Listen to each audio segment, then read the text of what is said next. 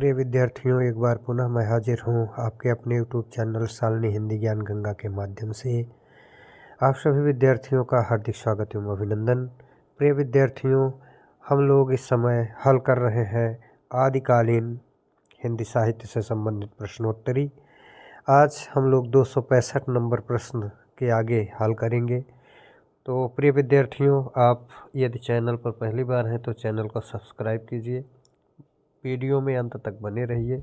यह काफ़ी ज्ञानवर्धक वीडियो है, परीक्षा की दृष्टि से अत्यंत महत्वपूर्ण है। प्रश्नों का संकलन इस दृष्टि से किया गया है कि यह टीजीटी, पीजीटी या अन्य जो प्रतियोगी परीक्षाएं हैं उनमें आपको यहाँ से प्रश्न निश्चित रूप से मिले। तो प्रिय विद्यार्थियों, बिना किसी विलंब के आइए शुरू करते हैं आज की प्रश्नोत्तरी। आज की प्रश्नोत्तरी का पहला प्रश्न है कि कवि सराहपा का समय राहुल सांकृत्यायन ने क्या निश्चित किया है। कवि सराहपा का समय राहुल सांकृत्यायन ने क्या निश्चित किया है।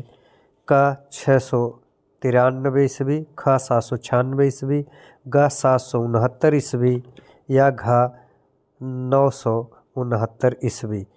तो जल्दी से बताइए 265 नंबर प्रश्न का सही उत्तर क्या होगा विद्यार्थियों। 265 नंबर, कवि सराहपा का समय राहुल सांकृत्यायन ने क्या निश्चित किया है। क 693 ईस्वी, ख 796 ईस्वी, ग 769 ईस्वी या घ 969 ईस्वी। तो प्रिय विद्यार्थियों, इस प्रश्न का सही उत्तर है ग 769 ईस्वी। अगला प्रश्न है अपभ्रंश का वाल्मीकि किसे कहा जाता है। अपभ्रंश का वाल्मीकि किसे कहा जाता है। अपभ्रंश का वाल्मीकि किसे कहा जाता है। का पुष्पदंत को, ख धर्मपाल को, ग देवसेन को या घ स्वयंभू को। तो जल्दी से बताइए विद्यार्थियों, 266 नंबर प्रश्न का सही उत्तर क्या है। अपभ्रंश का वाल्मीकि किसे कहा जाता है। तो विद्यार्थियों, अपभ्रंश का वाल्मीकि घ स्वयंभू को कहा जाता है। तो स्वयंभू सही हो जाएगा, घ विकल्प। 267 नंबर प्रश्न सही कौन सा है। सारे रासो ग्रंथ प्रमाणिक हैं, सारे रासो ग्रंथ जाली हैं, बीशल देव रासो श्रृंगारिक ग्रंथ है, पदावली वीर रस की रचना है। इसमें से कौन सा सही है ये आपको बताना है। 267 नंबर प्रश्न का सही उत्तर क्या है विद्यार्थियों। तो 267 का सही उत्तर है का सारे रासो ग्रंथ प्रमाणिक हैं, ये गलत है। सारे रासो ग्रंथ जाली हैं, ये भी गलत है। पदावली वीर रस की रचना है, ये भी गलत है। विशल देव रासो श्रृंगारिक रचना है। तो विकल्प ग जो है 267 नंबर प्रश्न का सही हो जाएगा।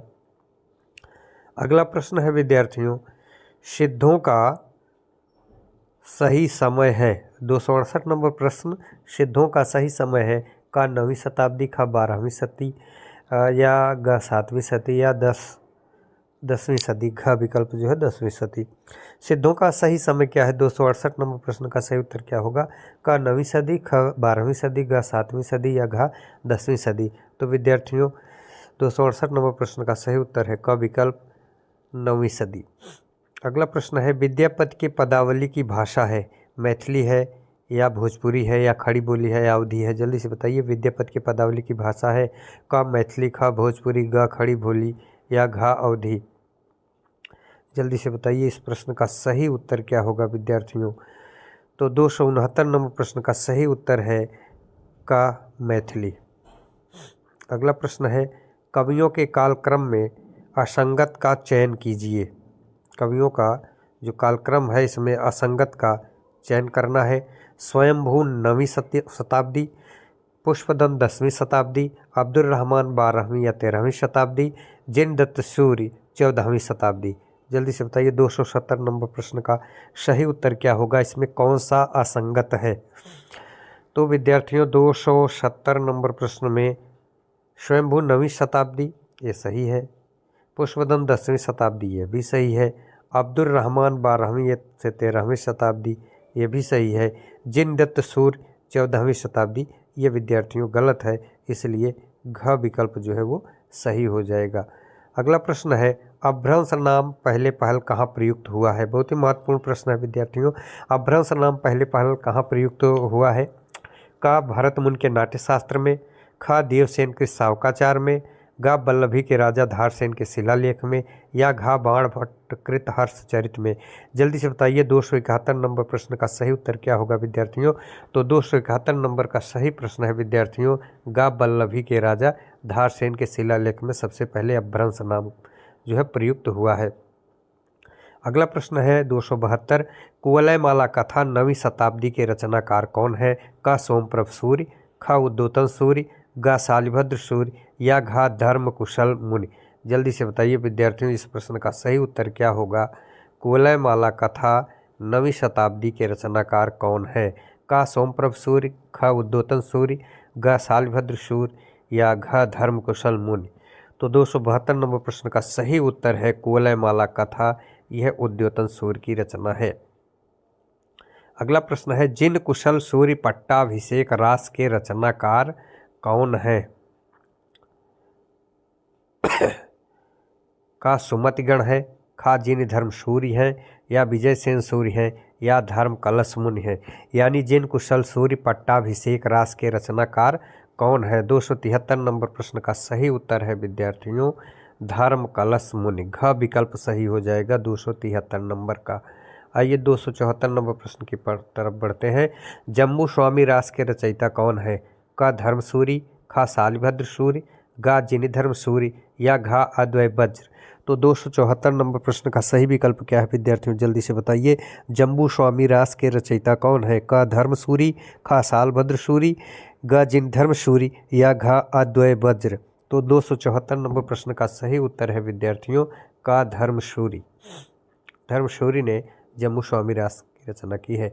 अगला प्रश्न है जिस समय मुसलमान भारत में आए थे उस समय सच्चे धर्म भाव का बहुत कुछ ह्रास हो चुका था। परिवर्तन के लिए बहुत बड़े धक्कों की आवश्यकता थी। उक्त कथन किस इतिहासकार का है? जल्दी से बताइए 275 नंबर प्रश्न का सही उत्तर क्या है? जिस समय मुसलमान भारत में आए थे उस समय सच्चे धर्म भाव का बहुत कुछ ह्रास हो चुका था। परिवर्तन के लिए बहुत बड़े धक्कों की आवश्यकता थी। उक्त कथन किस इतिहासकार का है?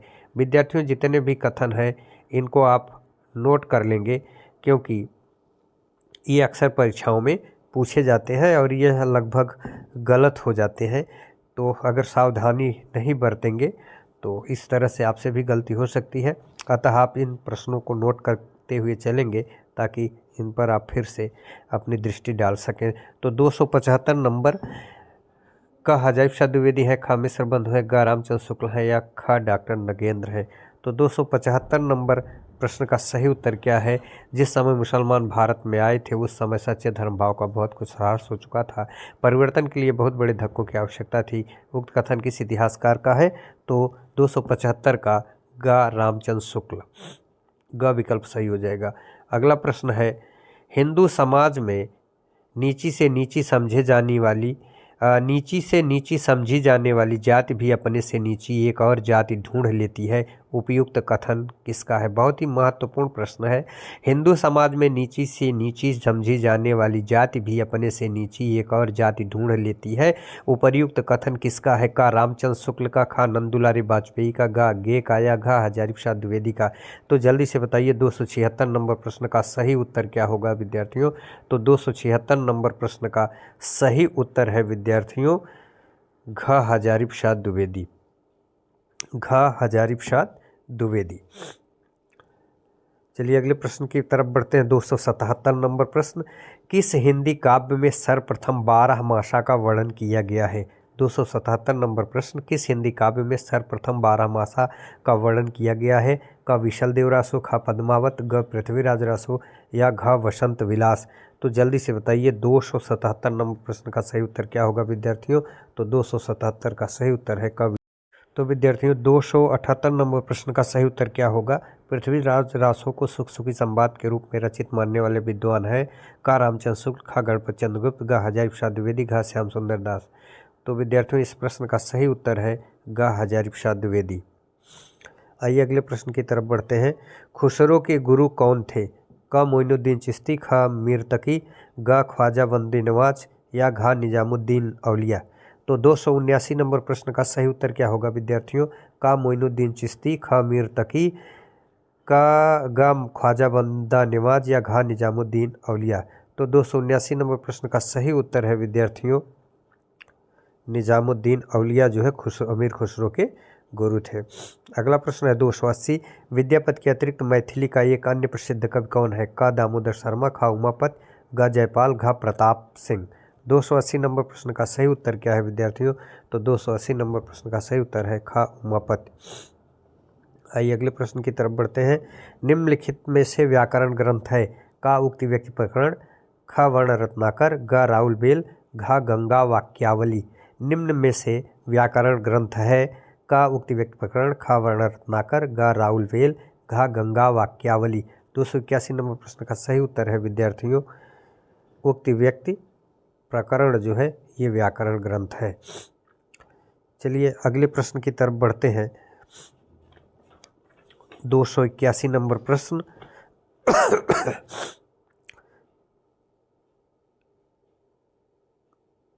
282 नंबर प्रश्न है, राउल बेल की नायिका है? राउल बेल की नायिका है पुष्पावती, राउल, रत्नावली या कोषा। जल्दी से बताइए विद्यार्थियों कि राउल बेल की नायिका कौन है? 282 नंबर प्रश्न का सही उत्तर है विद्यार्थियों ख राउल।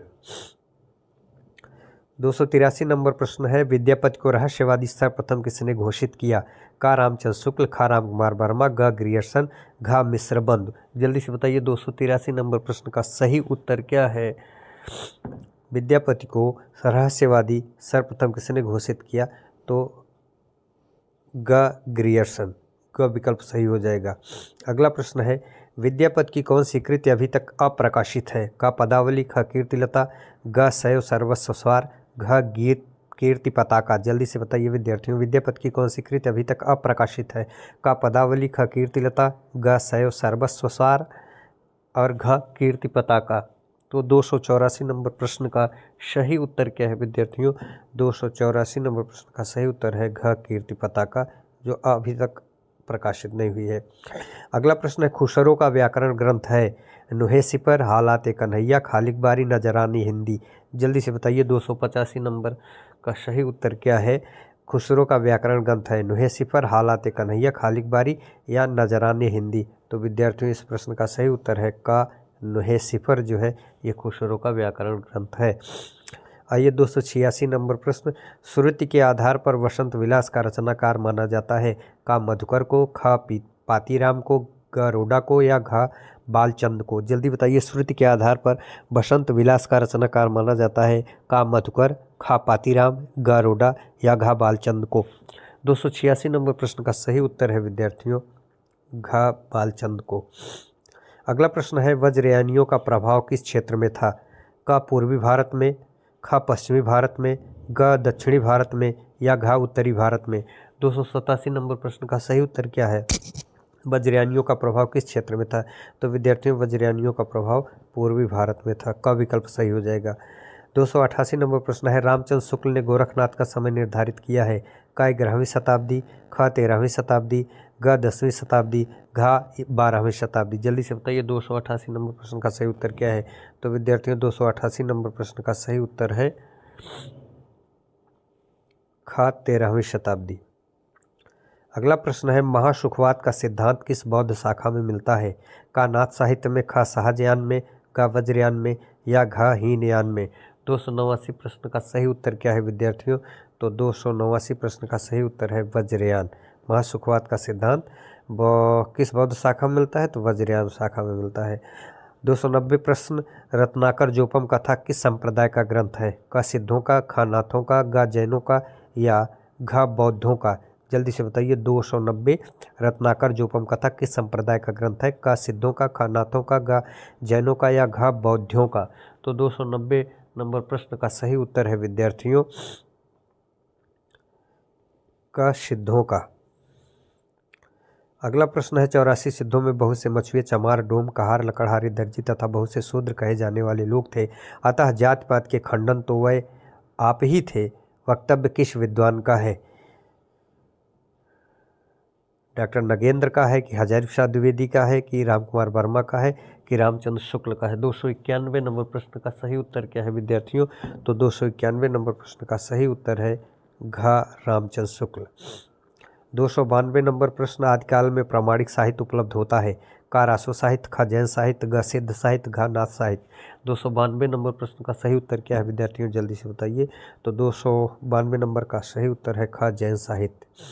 अगला प्रश्न है 293, पृथ्वीराज विजय नामक ऐतिहासिक संस्कृत भाषा काव्य के रचयिता हैं? जगनिक कवि, ख चंद्रवरदाई, ग जयानक कवि या घ जयपाल। जल्दी से बताइए। 293 नंबर प्रश्न, पृथ्वीराज विजय नामक ऐतिहासिक संस्कृत भाषा काव्य के रचयिता हैं? का जगनिक कवि, ख चंद्रवरदाई, ग जयानक कवि या घ जयपाल। तो जल्दी से बताइए 293 नंबर प्रश्न का सही उत्तर क्या है विद्यार्थियों? तो 293 नंबर प्रश्न का सही उत्तर है ग जयानक कवि। अगला प्रश्न है कलिकाल सर्वज्ञ किस जैनाचार्य को कहा गया है? बहुत ही महत्वपूर्ण प्रश्न है 294वां। कलिकाल सर्वज्ञ किस जैनाचार्य को कहा गया है? हेमचंद्र को, गोरखनाथ को, स्वयंभू को या पुष्पदंत को। जल्दी से बताइए 294 नंबर प्रश्न का सही उत्तर क्या है? तो 294 नंबर का सही उत्तर है विद्यार्थियों कलिकाल सर्वज्ञ हेमचंद्र को कहा गया है। अगला प्रश्न है 295, प्रबंध चिंतामणि के रचनाकार है? का हेमचंद्र, ख सोमप्रभ सूर्य, ग जैनाचार्य मेरतुंग या घ उद्योतन सूर्य। तो 295 नंबर प्रश्न का सही उत्तर है विद्यार्थियों जैनाचार्य मेरतुंग प्रबंध चिंतामणि के रचनाकार है। अगला प्रश्न है 296, परमात्मा प्रकाश रचना किसकी है? क राम सिंह की, ख जोयुंद की या कनकामर की या देवसेन की। जल्दी से बताइए 296 नंबर प्रश्न, परमात्मा प्रकाश रचना किसकी है? क राम सिंह, ख जोयुंद, ग कनकामर, घ देवसेन। 296 नंबर प्रश्न का सही उत्तर है विद्यार्थियों ये परमात्मा प्रकाश जो है ये जोयुंद की रचना है। अगला प्रश्न है 297, विद्यापति की कौन सी रचना भृंग भृंगी संवाद के रूप में हुई है? का पदावली की, खा कीर्तिलता की या गंगा वाक्यावली की या कीर्तिलता की। जल्दी से बताइए 297 नंबर प्रश्न का सही उत्तर क्या है विद्यार्थियों? तो 297 नंबर प्रश्न का सही उत्तर है घ कीर्तिलता, जिसका सृजन जो है भृंग भृंगी संवाद के रूप में हुआ है। हिंदुस्तान का तूतिया किसे कहा गया है? बहुत ही महत्वपूर्ण प्रश्न है। हिंदुस्तान का तूतिया किसे कहा गया है? का तानसेन को, खा अमीर खुसरो को, ग चंद्रवरदाई को या घ विद्यापति को। जल्दी से बताइए 298 नंबर प्रश्न का सही उत्तर क्या है विद्यार्थियों? तो 298 नंबर प्रश्न का सही उत्तर है विद्यार्थियों ख अमीर खुसरो को हिंदुस्तान का तूतिया कहा गया है। 299 प्रश्न है, पृथ्वीराज रासो की प्रामाणिकता को संदेह के कटघरे में खड़ा करने वाले विद्वान हैं? क कर्नल टाट, ख रामचंद्र शुक्ल, ग डॉक्टर बूलर, घ हजारी प्रसाद द्विवेदी। पृथ्वीराज रासो की प्रामाणिकता को संदेह के कटघरे में खड़ा करने वाले विद्वान हैं? क कर्नल टाट, ख रामचंद्र शुक्ल, ग डॉक्टर बूलर या घ हजारी प्रसाद द्विवेदी। तो 299 नंबर प्रश्न का सही उत्तर है विद्यार्थियों ग डॉक्टर बूलर। अगला प्रश्न है 300 और अंतिम प्रश्न है आज की प्रश्नावली का। नेमनाथ चौपई विजय चंद्र सूर्य कृत की नायिका है? नेमनाथ चौपई विजय चंद्र सूर्य कृत की नायिका है? क लोना, ख विशाखा, ग राजुल, घ प्रेमा। तो 300 नंबर प्रश्न का सही उत्तर क्या है विद्यार्थियों? तो 300 नंबर प्रश्न का सही उत्तर है नेमनाथ चौपई की नायिका राजुल है। तो प्रिय विद्यार्थियों, आदिकाल से संबंधित प्रश्नोत्तरी के 300 महत्वपूर्ण प्रश्न आप अब तक हल कर चुके हैं। आशा है कि आपको निश्चित रूप से यहाँ से लाभ मिलेगा और मेरा लक्ष्य है कि आप शालिनी हिंदी ज्ञान गंगा यूट्यूब चैनल से जुड़ करके निःशुल्क अधिक से अधिक लाभ प्राप्त कर अपने जीवन को सफल बनाएं। इसी मंगल कामना के साथ मैं आपसे अनुमति चाहता हूँ। पुनः मुलाकात होगी एक नए वीडियो के साथ, एक नई जानकारी के साथ। तब तक के लिए विद्यार्थियों आप हंसते रहिए, मुस्कुराते रहिए। ईश्वर आपकी हर मनोकामना पूरी करे। जय हिंद, जय हिंदी, जय भारत।